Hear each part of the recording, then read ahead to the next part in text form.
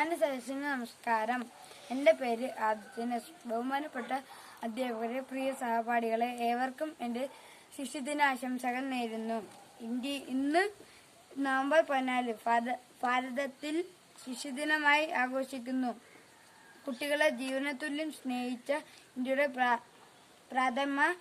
പ്രധാനമന്ത്രി ജവഹർലാൽ നെഹ്റുവിൻ്റെ നമ്മുടെ സ്വന്തം ചാച്ചാജിയുടെ ജന്മദിനമായ നവംബർ 14 ഇന്ത്യയിൽ ശിശുദിനമായി ആഘോഷിക്കുന്നത്. 1889 നവംബർ 14 ജവഹർലാൽ നെഹ്റു ജനിച്ചത്. കുട്ടികളുടെ ഇഷ്ടചങ്ങാതിയായിരുന്നു നെഹ്റു. അതിനാലാണ് ഈ ദിവസം ശിശുദിനമായി ആഘോഷിക്കുന്നത്.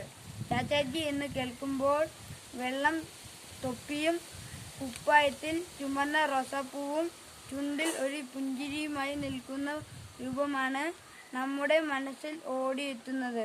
ആഘോഷങ്ങൾ ഏറെ ഇഷ്ടപ്പെട്ടിരുന്ന വ്യക്തിയായിരുന്നു ചാച്ചാജി.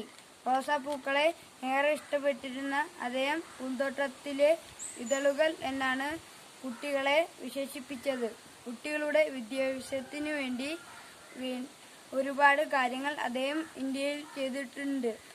നമ്മുടെ രാജ്യം ശിശുദിനം ആഘോഷിക്കുന്ന ഈ വേളയിൽ ഒരിക്കൽ കൂടി ശിശുദിന ആശംസകൾ നേർന്നുകൊണ്ട് എൻ്റെ വാക്കുകൾ അവസാനിപ്പിക്കുന്നു. നന്ദി, നമസ്കാരം.